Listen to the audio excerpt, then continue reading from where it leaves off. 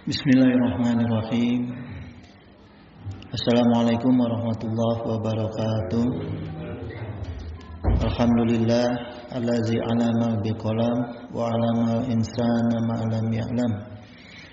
Wassalatu wassalamu ala sayyidina Muhammadin wa ala sayyidil arabi wal ajam.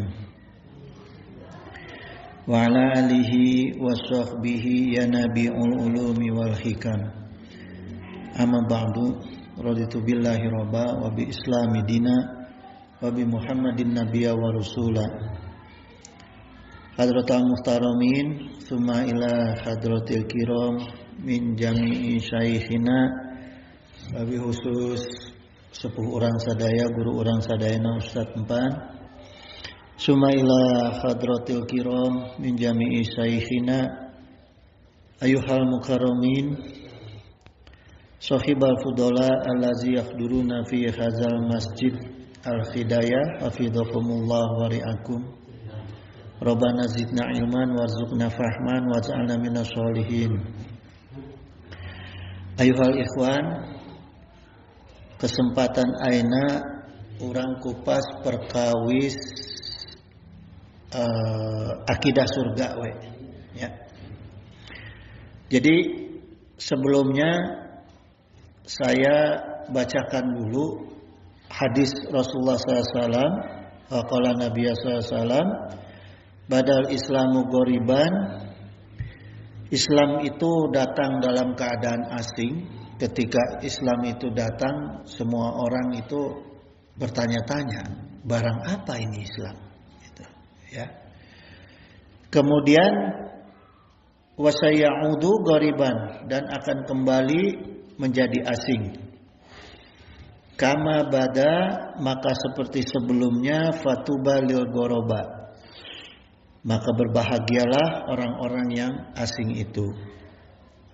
Jadi maknanya di tengah Islam yang semakin tidak dipahami ya, semakin tidak diamalkan secara kafah oleh umatnya, insya Allah tetap akan ada orang-orang yang akan menghidupkan Islam secara kafah dan ittiba. Maka orang asing itu adalah waqala Nabi SAW, allazina yusallihuna, yaitu orang-orang yang memperbaiki sunnah-sunnah aku, ma'afsadan nafsu min ba'di min sunati, ketika beberapa orang sudah merusak sunnah aku ya. Jadi yang begini jemaah, yang dimaksud di sini maknanya ketika orang mengamalkan Islam itu dari sisi keikhlasannya sudah berkurang, di mana agama itu sudah menjadi lahan usaha, di mana akidah, fikih dan akhlak semakin rusak dan sebagainya. Tapi insya Allah masih ada orang-orang yang Rasulullah katakan sebagai tubalil ghoroba gitu. Ya, tubalil ghoroba artinya orang-orang yang dibahagiakan oleh Allah, orang-orang yang mendapat hadiah dari Allah. Hadiah apa yang Allah sediakan untuk orang-orang yang asing tersebut? Ya. Pertama, Allah jaminkan husnalahum. Jadi Allah akan berikan mereka itu kebaikan dari agama Allah. Karena orang-orang yang sudah tidak kafah melaksanakan agama Islam dan sudah tidak ittiba terhadap sunnah-sunnah Rasulullah SAW, contoh-contoh dari Rasulullah SAW, maka orang itu akan kehilangan kebaikan agama. Yang dia dapatkan itu hanya ya kebaikan sosial, mungkin kebaikan ilmu. Di lain itu kebaikan agama, barokah hilang. Gitu. Ya. Nah, di antaranya kebaikan Allah itu untuk orang-orang yang menegakkan agama Islam secara kafah, yang Allah janjikan adalah surga. Surga itu tidak hanya di akhirat, tapi juga ada surga di dunia. Gitu. Ya, nanti saya jelasin. Yang kedua, Janji Allah itu adalah khairul lahum wa karamah. Artinya orang-orang yang melaksanakan Islam secara kafah dan ittiba tadi, Allah berikan karomah dari agama Allah. Bukan sihir, tapi karomah gitu, ya. Maknanya apa Allah janjikan karomah bagi kita? Sekarang kalau kita telaah, karomah itu kan janji Allah kepada waliullah. Kalau kita ini maunat, kalau nabi mukjizat, gitu, ya. Tapi di sini Allah berfirman, ala inna auliya Allahi la khaufun alaihim wa la hum yahzanun. Artinya di sini Allah ingatkan dalam surat Yunus ayat 62, ala ingatlah, ya. Inna sungguh aulia Allah, sungguh para wali Allah itu tidak ada khaufun kekhawatiran alaihim walakum yahzanun, dan tidak akan pernah bersedih. Jadi ketika kita itu menegakkan agama secara kafah, ya, dan ittiba di tengah orang-orang yang sudah mulai tidak melaksanakan Islam secara utuh, Allah tetap janjikan kita itu tidak ada khawatir, tidak ada ketakutan, tidak akan takut ditinggalkan jamaah, tidak akan takut ditinggalkan dicemooh orang, gitu, ya. Bahkan Allah berikan jaminan kepada kita, kita tidak akan bersedih hati, gitu, ya. Karena insya Allah dengan karomahnya agama yang Allah ridhoi, maka kita tidak akan pernah khawatir, tidak akan pernah sedih, bahkan kita akan selalu istiqomah dalam mengamalkan Islam secara kafah dan ittiba. Dan ini akan menjadikan kita itu mendapatkan kenikmatan dunia dan kenikmatan akhirat yang ditambah ke Allah. Nah, ini yang harus kita yakinkan, ya. Yang ketiga, untuk orang asing tersebut Allah akan berikan dawamul khair. Orang tersebut akan selalu terjaga kebaikan dalam beragamanya. Tidak akan pernah dijaga oleh Allah, tidak akan pernah lalai, karena tadi tidak ada takut, tidak ada sedih, maka kita akan istiqomah dalam mengamalkan agama Islam, gitu, ya. Yang kafah tadi, karena ya kalau yang nggak kafah sekarang juga banyak, ya, banyak sekarang gitu. Nah, kemudian gini jamaah sekalian, yang dimaksud dengan kafah, perintah Allah dalam Al-Baqarah ayat 208, ya ayyuhallazina amanu udkhulu fi silmi kafah itu, ya. Imam Qurtubi menjelaskan bahwa lafaz kafah itu adalah sebagai hal. Hal ini maknanya penjelasan keadaan, itu disebutnya hal kalau dalam makna bahasa Arab, ya. Dari lafaz as-silmi atau dari dhamir atau kata ganti mukminin. Jadi kafah itu adalah orang mukmin, orang yang beragama Islam, yang kemudian disebut jami'an atau amatan. Jadi orang-orang yang beragama Islam, orang-orang mukmin yang mengamalkan Islam secara menyeluruh, ya, totalitas. Jadi nggak ada dipilih-pilih. Ada yang milih yang ringannya aja diambil, yang beratnya nggak diambil, itu enggak. Ya, jadi harus totalitas kita mengamalkan agama Islam, ya. Imbalannya yang dijamin oleh Allah yang tadi saya sampaikan adalah surga, ya. Nah, sekarang gini jamaah, banyak sekali jalan menuju surga. Disampaikan dalam keterangan itu, dalam hadis itu ada 8 jalan surga, 8 pintu surga. Kita ambil misalnya jihad, pintunya jihad, sholat pintunya sholat, puasa pintunya aroyan, ya. Tapi yang paling mudah, yang mudah kita amalkan, waqala Nabi sallallahu alaihi wasallam, wa man salaka tariqan yaltamisu fihi ilman. Barang siapa yang menempuh jalan untuk mencari ilmu, sahalallahu lahu bihi tariqan ilal jannah, maka Allah mudahkan jalannya untuk menuju surga. Yang dimaksud di sini adalah tariqan, melangkah jalan datang ke majelis ilmu, ulah ngupingkeun tina speaker, Hah? Langkah, torikon langkah, bukan samai, bukan mendengarkan. Ya, kalau mendengarkan bisa dari radio, bisa dari speaker.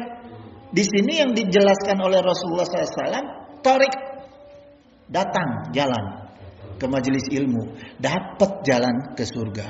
Kalau enggak ya cuma dapat ilmu. Ya, dari YouTube juga bisa kita ngaji, tapi cuma dapat ilmu, nggak dapat jalan ke surga. Nah, tak eta gitu ya. Sedangkan jamaah sekalian, Syekhul Islam Ibnu Taimiyah qala inna hunaka jannati fi hadzal alam. Sungguh kata beliau ini ada surga di alam dunia ini, ya. Faman lam yadkhulul jannati fi hadzal alam, maka siapa yang tidak masuk surga di dunia ini, falan yadkhulul jannati fil akhirah, tidak akan pernah masuk ke dalam surga di akhirat. Gitu, ya. Jadi kita sesungguhnya jamaah, kita bisa mengukur diri nih. Tafakuri kehidupan kita bisa mengukur diri. Kira-kira bakal lebet ke surga moal? Ya. Kita bisa hitung, kita bisa hisab diri kita.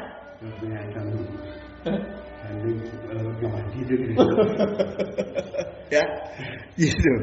Kira-kira bisa nggak kita? Kalau kita misalnya Rasulullah SAW Isra Mi'raj, dari masjid ke masjid langsung ke Sidratul Muntaha, kita juga bisa dari rumah datang ke masjid Isra. Begitu sholat Mi'raj, ya sama, bisa gitu. Sama gitu jemaah ya. Jadi kalau kita mau renungkan, kita bisa mengukur apakah kita bakal masuk surga atau enggak. Sekarang yang paling gampang dalil logikanya. Dalil logikanya, dalil aklinya, ya.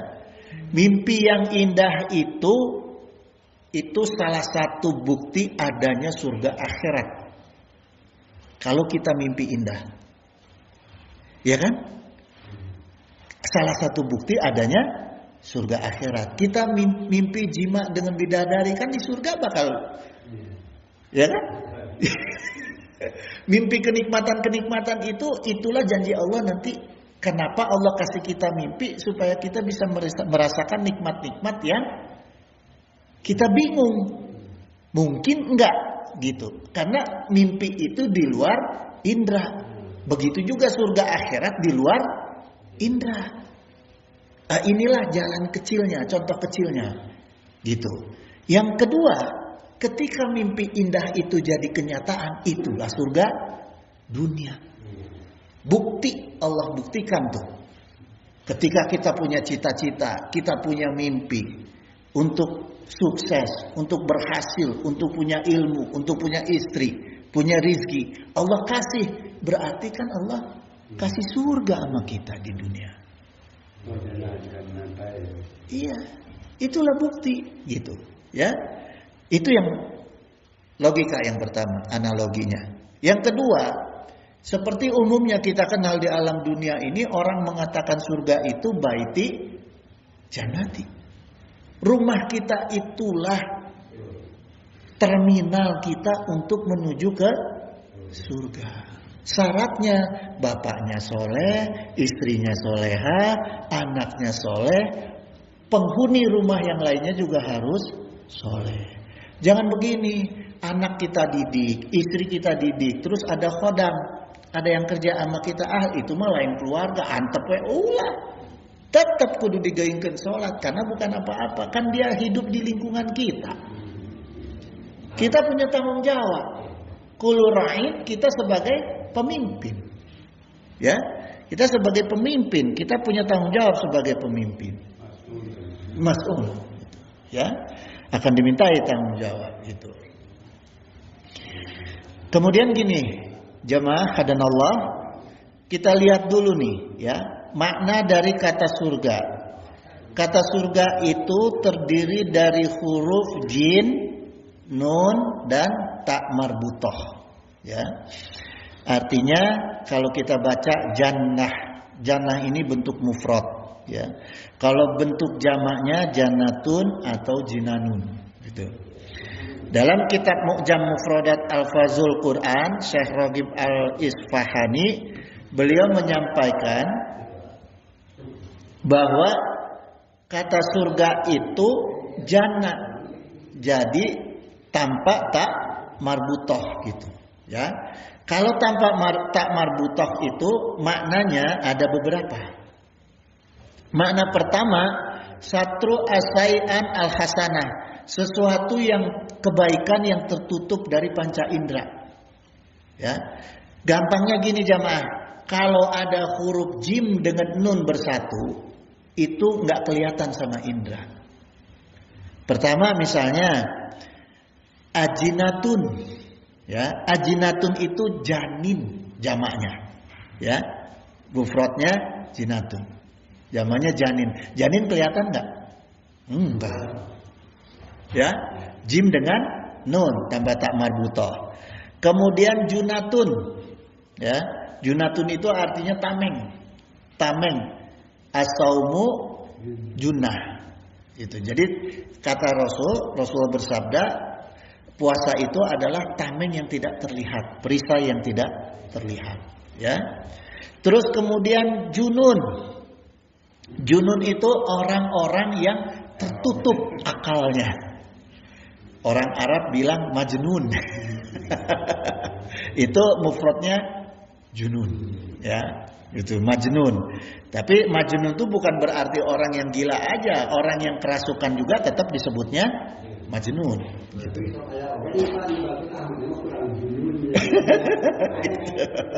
Berarti dia paham bahasa Arab. Ya. Terus jannah, janatun, janatun juga itu tidak terlihat oleh kita, ya. Kalau mimpi lewat indera enggak. Makanya salah satu Allah ingin membuktikan adanya surga akhirat itu lewat mimpi, gitu, ya. Jadi sangka-sangka, gitu, ya. Yang kedua, al-jannah itu intikal al-makna, perpindahan makna. Ya, perpindahan makna itu asal kata jannah itu, surga itu artinya kebun, asal katanya bustan, kebun. Kenapa dijadikan jannah? Karena kebunnya yang banyak pohon rindangnya. Itu, ya. Makanya ada riwayat, nanti pertemuan berikut saya ceritakan kenapa surga itu disebut jannah, karena terkait dengan cerita riwayat Kanjeng Nabi Adam dilarang mendekati satu pohon di surga. Ya, karena ternyata pohon tersebut oleh Allah, kenapa Kanjeng Nabi Adam dilarang mendekati pohon tersebut? Karena pohon tersebut tempat disimpannya ruh orang-orang mukmin. Karena kalau kita mati itu, kalau kita kembali itu bukan ruhnya. Ruhnya langsung kepada Allah. Kullu nafsin dha'iqatul maut. Nafasnya, jiwanya. Ya, inna nahnu nuhyil. Ya. Allah sampaikan sungguh kami, bukan innallaha.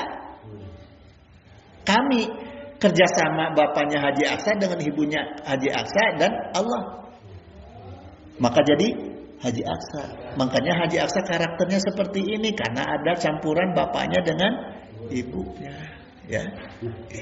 Itu nahnu, ya. Maka Allah menceritakan menjaga Al-Qur'an pakai nahnu, inna nahnu nazalna. Karena enggak ujuk-ujuk Allah, ada malaikat, ada orang mukmin, ada Rasulullah. Jadi perkumpulan kami gitu. Ya. Tidak tunggal maknanya, jamak gitu, ya.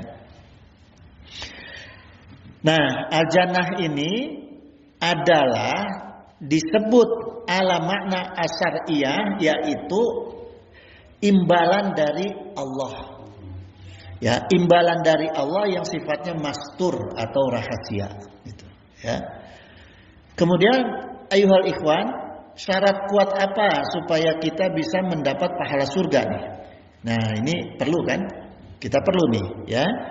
An Mu'adz bin Jabalin qala, dari Mu'adz bin Jabal radhiyallahu anhu qala Rasulullah SAW, menyampaikan bahwa Rasulullah SAW bersabda, "Man kana akhiru kalamihi la ilaha illallah dakhalal jannah."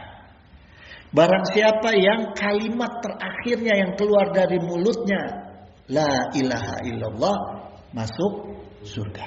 Gitu. Ya. Gampang ya mau masuk surga ya. Makanya dari sekarang latihan aja. Pengapan la ilaha illallah. Ya, gitu.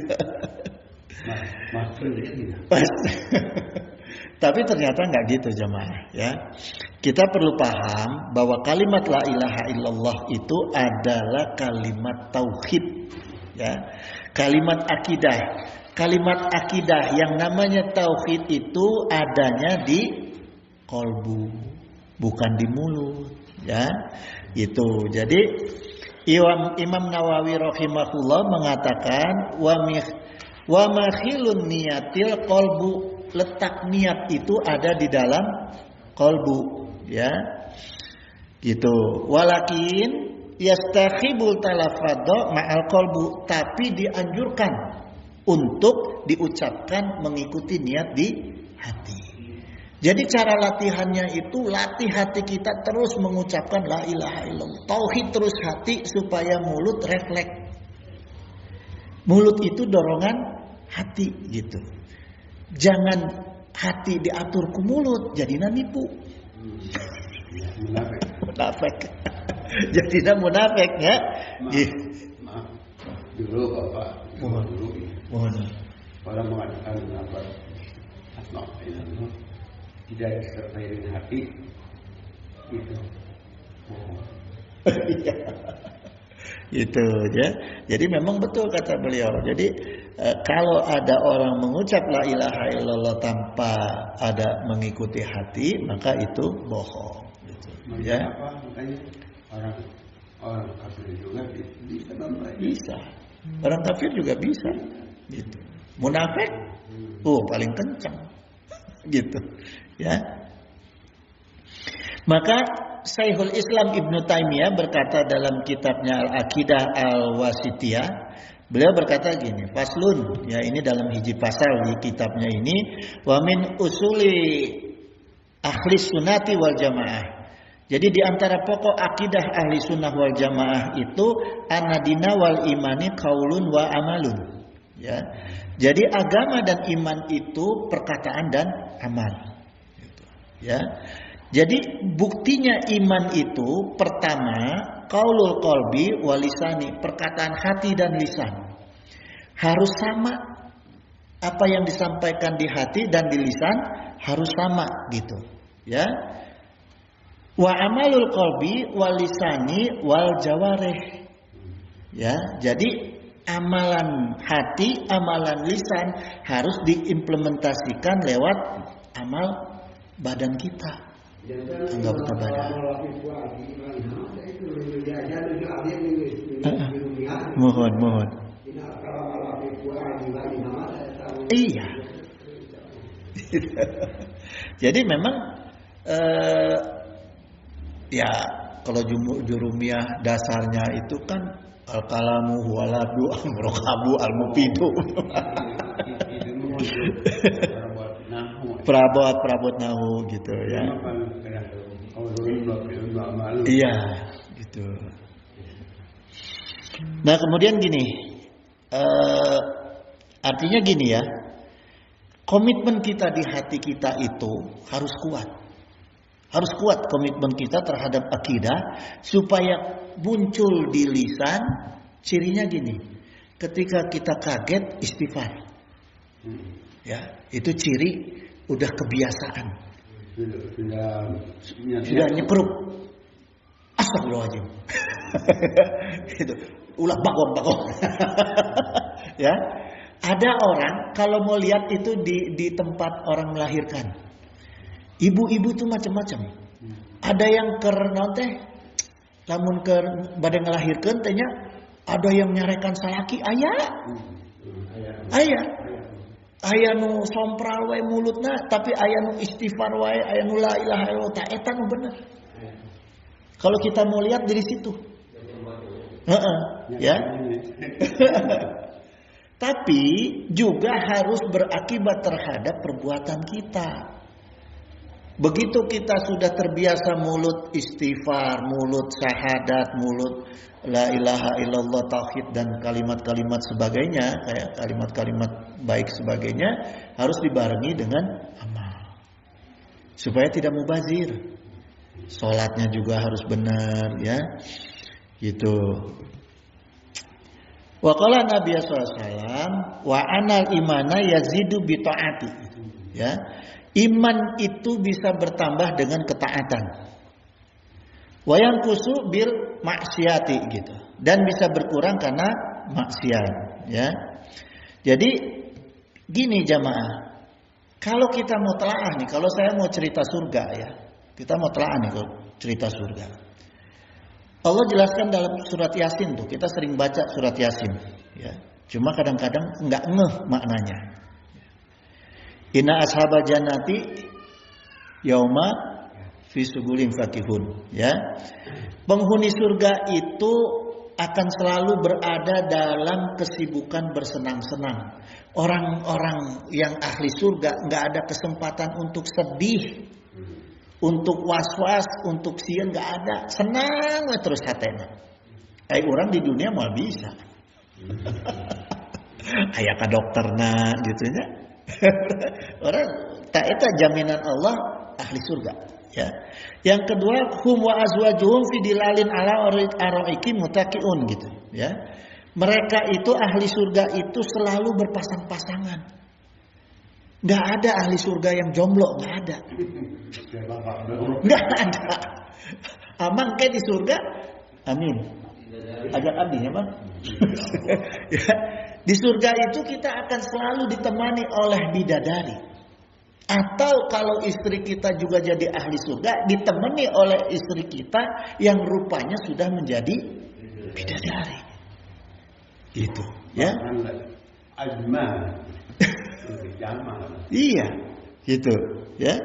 Nah, jadi itu kenikmatan surga. Lahum fiha fakihatu wa lahum ma yad'un. Di surga itu mereka akan selalu mendapatkan buah-buahan dan apa saja yang diinginkan di dunia. Contohnya misalnya orang di surga hoyong jiganu di TV itu boga Rubicon. Nah, di surga mah aya. Apapun yang ada di pikiran kita, yang ada di hati kita, Allah catat. Karena Allah tahu semua. Daun yang jatuh aja Allah tahu di tengah hutan. Apalagi isi pikiran kita, isi hati kita. Allah catat. Kalau kita masuk surga dibayar semua sama Allah. Ya kan?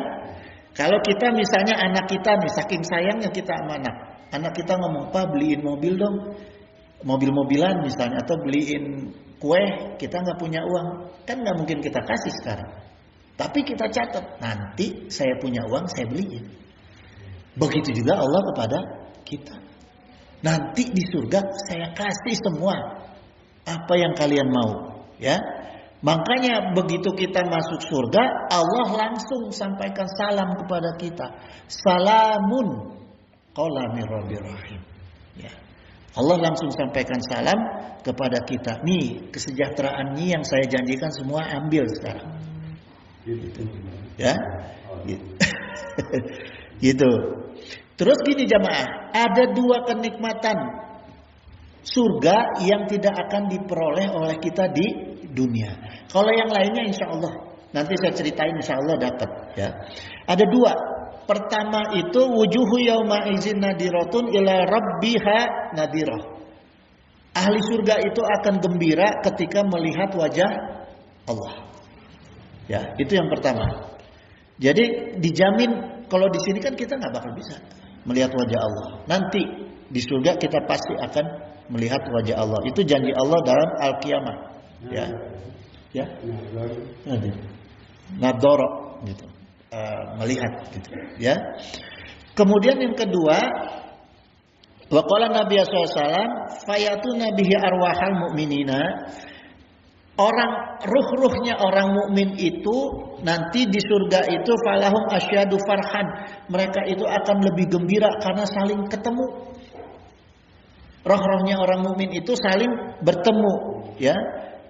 Kegembiraannya orang mukmin nanti yang bertemu, saling bertemu itu nanti min ahadikum bigoi bikum yaqdamu alaih itu.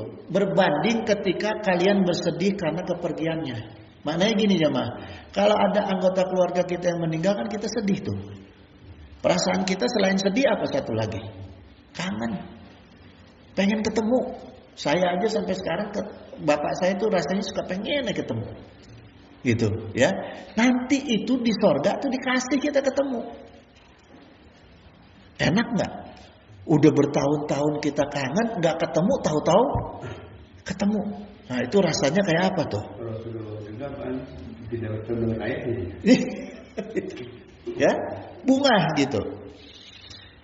Nah, terus gini jamaah. Apa buktinya? Kecintaan Allah kepada kita dan janji Allah bahwa kita akan ketemu dengan keluarga kita nanti di surga dengan orang-orang yang kita cintai, ya. Allah kasih tuntunan sama kita dalam At-Tahrim ayat 6, ya ayyuhallazina amanu qu anfusakum wa ahlikum nar. Ya. Makanya di situ Allah perintahkan supaya kita pelihara nih diri kita, keluarga kita dari api neraka, ya. Karena api neraka itu waquduhan nafsu wal hijarah. Bahan bakarnya itu manusia dengan batu. Sekarang tempat kita bertemu nanti ruh kita itu dengan keluarga kita itu di surga. Kalau di neraka bakal ketemu enggak? Enggak. Sekalipun sama-sama di neraka, nauzubillah min dzalik, enggak akan kenal tutung. Coba ada orang yang nauzubillah min dzalik ya, ada orang yang meninggal kebakaran tutung, bisa kita kenalin enggak? Apalagi api neraka, kayak apa tutungnya? Ya kan? Jadi jamaah, kalau kita sayang, kita kangen sama keluarga kita dari sekarang, kawal keluarga kita. Jaga keluarga kita supaya bisa sama-sama di surga nanti, gitu ya. Itu yang pertama. Yang kedua, kenapa Allah tuntun kita seperti itu? Karena orang tua Sunda dulu itu bilang hana caraka data sawala. Jangan sampai anak cilaka bapak kabawa. Di TV kemarin menuju rame ayeuna di TV-nya. Di TV lagi rame tuh. Anak cilaka bapaknya ke bawah-bawah. Ya kan? Nah, ini pentingnya kita menjaga keluarga dari api neraka, ya. Wa qala Nabi sallallahu alaihi wasallam, "Ittala'tu fi jannati fara'aitu aksara ahlil hal fuqara'a" gitu. Aku diperlihatkan di surga itu, aku melihat kebanyakan penghuninya adalah kaum fakir. Jadi jamaah, ketika kita diuji sama Allah, nggak punya harta atau kurang harta, nikmati itu. Jangan suudzon sama Allah. Karena itu adalah janji Allah. Kebanyakan penduduk surga adalah kaum fakir. Ya, itu. Dan aku diperlihatkan wa tola'tu finnari, ya, fara'aitu aksara ahlihan nisa. Kebanyakan penghuni neraka itu adalah perempuan, ya. Kenapa perempuan yang banyak menghuni neraka? Karena al-ummu madrasatul ula. Perempuan itu tempat dititipkannya mendidik generasi umat kita, umat Islam, anak-anak kita, ya. Karena kita kan sibuk di luar. Itu, ya. Nah, kalau istrinya lalai, maka keluarga anak lalai, gitu. Makanya kita harus benar-benar menjaga anak, menjaga istri utamanya kita, ya, gitu, supaya istri kita bisa ikut menjaga anak kita, bisa kita titipkan anak kita, ya. Nah, kemudian kalau surga itu isinya orang-orang fakir, pertanyaannya gimana nasibnya orang kaya? Ya. Nasibnya orang kaya itu yang Rasulullah SAW ajarkan itu minta kepada Allah. Pertama, permintaan kita fi'lal khairat, supaya kita itu mudah mengamalkan kebaikan. Wa tarkal munkarat, supaya kita itu mudah meninggalkan kemungkaran. Yang ketiga, wa hubal masakin, supaya kita ini cinta sama orang miskin. Maka kita haknya sama. Kita yang punya harta, kalau kita cinta sama orang miskin, jangan susah-susah sedekah, jangan susah infak, jangan susah jariah, jangan susah bantu, ya, saudara, keluarga, tetangga. Insya Allah, maka kita, kedudukan kita nanti juga sama di surga. Ya, gitu, jemaah. Itu janjinya Rasulullah SAW. Ya. Kemudian gini, jaminan di surga, kesenangan di surga itu sebenarnya, maksud saya gini, apa yang kita uber-uber di alam dunia itu sebenarnya Allah akan kasih itu di surga. Ya, jadi nggak usah kita nafsu, ngotot nyari dunia, karena sabar aja sedikit, amal ibadah aja sedikit, di surga dapat semua.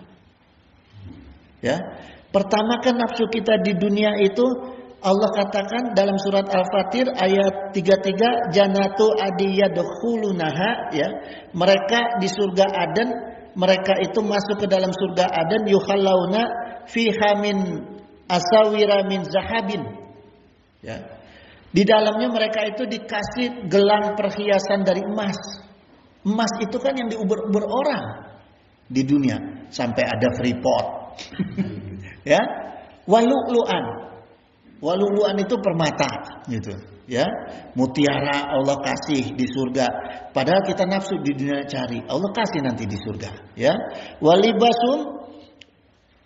Walibasum fiha harir gitu, terus pakaian sutra Allah kasih gitu. Jadi ngapain kita pusing-pusing gitu, ya. Karena Allah udah kasih itu nanti di surga gitu. Yutafu alaihim bisihafim min zahabi wa akwab gitu. Terus dikasih piring-piring dari emas. Allah kasih piring-piring dari emas. Wa fiha matas takhihil anfus. Terus Allah kasih semua apa yang diinginkan oleh jiwa kita. Apa yang jadi angan-angan kita, jadi cita-cita kita, semua Allah kasih, ya. Wala ta'zul a'yun, dan semua apa yang kita sedap dipandang mata, semua Allah kasih. Itu di surga, ya. Bahkan di surga itu kelebihannya wa antum fiha khalidun. Kekal kita di surga. Kalau di dunia kan capek jagain harta. Ya. Capek jagain harta. Mata diantep we ku urang make soang we urang mah. Gitu. Ya. Itu jemaah. Terus kemudian wa yatufu alaihim wildanun mukhaladun. Allah kasih pelayan-pelayan. Nah, orang-orang yang kelebihan duit di dunia itu pasti punya pelayan. Gitu jemaah, ya. Jadi sebenarnya semua kenikmatan yang kita uber di dunia ini sungguh di surga itu pasti akan kita dapat. Ya. Gitu jemaah sekalian. Terus kemudian sebagai penutup, ya. Sebagai penutup gini, jemaah. Kalau kita telaah tadi tentang dalil-dalil surga, ya, ada asar ulama, likuli malzuzin fid dunya lazatun wahidatun. Semua kenikmatan di dunia ini hanya ada satu kenikmatan. Semua kenikmatan di dunia ini cuma ada satu yang sesungguhnya, satu kenikmatan, yaitu sumatajulu ilal ibadah. Semua kenikmatan itu akan hilang kecuali kenikmatan ibadah. Ya. Jadi kalau kita mau begini jemaah, kita mau sibuk urusan dunia boleh, asal walal akhiratu khairul laka minal ula. Itu yang kita ingat, ya. Bahwa kenikmatan yang sesungguhnya itu adalah yang nanti, karena yang nanti itu lebih baik daripada yang sekarang.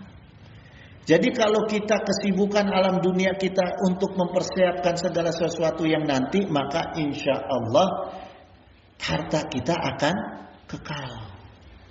bukan ini awet, akan awet.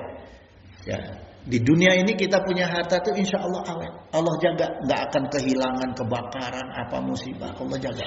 Ya, kalau semua tujuan tolabud dunia kita untuk kepentingan akhirat. Ya, kita cari duit tujuannya untuk bisa nafkah, untuk bisa infak, untuk bisa sedekah. Begitu udah dapat duit pakai untuk infak, sedekah jariah, insya Allah harta kita aman, gitu. Ya, itu jamaah sekalian. Mudah-mudahan kita semua bisa mendapatkan kenikmatan surga. Ya, seperti tadi yang disabdakan oleh Rasulullah SAW, bahwa kita semua yang tulabul ilmi, kita ini yang ada di majelis ini, majelis ilmu ini, insya Allah kita akan kumpul lagi, ketemu nanti di alam surga, ya, alam surga akhirat. Ya. Itu jamaah sekalian, alhamdulillahillazi binikmatihi tatimus sholihat, wallahu waliyut taufiq wassadat, innahu sami'un qaribun mujibud da'wat, wa yaqdiyal hajat, subhanaka Allahumma wa bihamdika asyhadu an la ilaha illa anta astaghfiruka wa atubu ilaik. Wallahul muwaffiq ila aqwamit thoriq. Wassalamualaikum warahmatullahi wabarakatuh.